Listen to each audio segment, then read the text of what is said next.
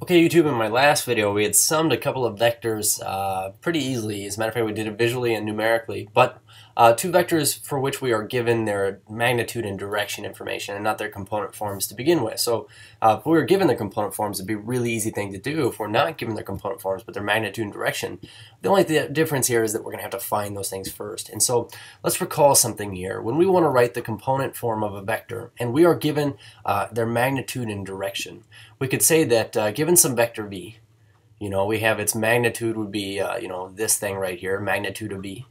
And we say that its horizontal component would be magnitude of v cosine of the direction angle.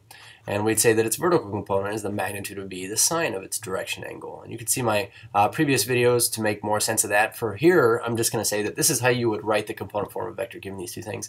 Often when you look at application problems, which is what this one here is, we're looking at summing forces. What are the different forces summing up to and what direction are they heading in?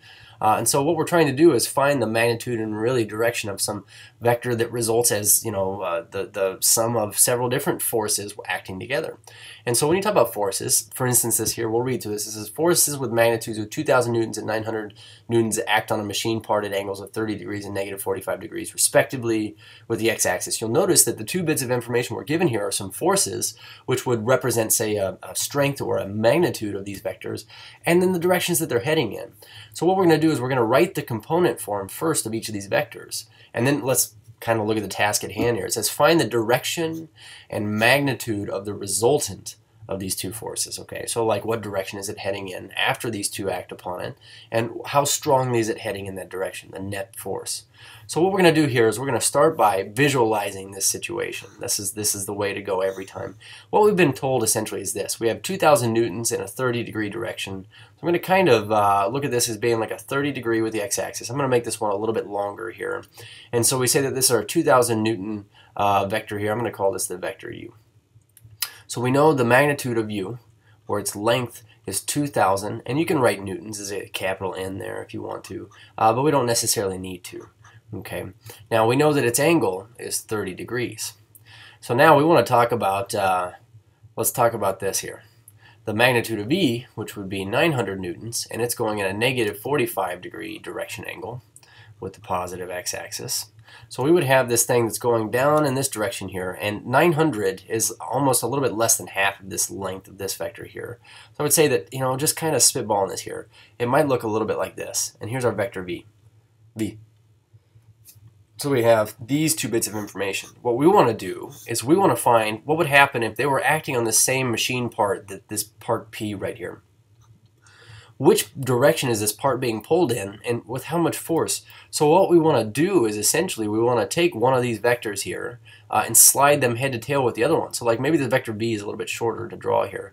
I could imagine it kind of going down like this here, or I could have slid vector U to be head to tail with this vector v down here, but essentially in either instance we could say that, if I slid u here, I slid v here, it looks like we're landing in this point right here. And so that point, that is really the thing we're after here. And we say that the resulting vector would start at the initial point, heading all the way out to the terminal point. And man, I don't know if it's above or below the x-axis. It's kind of a crude sketch, but we're gonna find out, okay?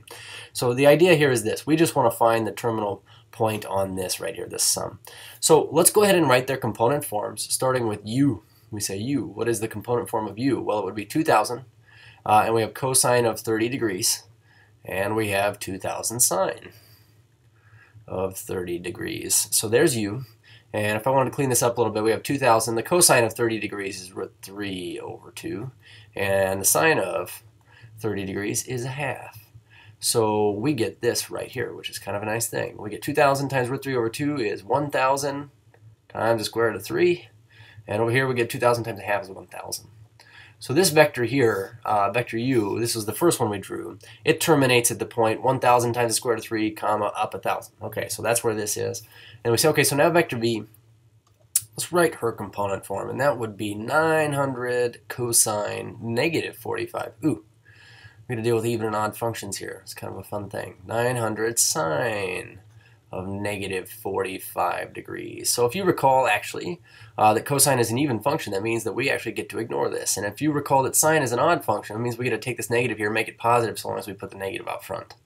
So in this particular instance, we have a vector that is 900 times the cosine of 45, which is 900 times root 2 over 2 as an exact value, and we get negative 900 in this case times the sine of 45, which is also root 2 over 2. So we're going to clean this up a little bit here, and what we end up with is this thing here where we get 450 times the square root of 2, comma, and this would be just negative 450 square root of 2. And that makes reasonable sense looking at this initial vector because it was, positive x displacement but negative y displacement. And it would make sense that also those would be the same because this is an isosceles triangle with this being a negative 45-degree angle over here. So, knowing what we know here, and shame on me, I should have been drawing both of those in.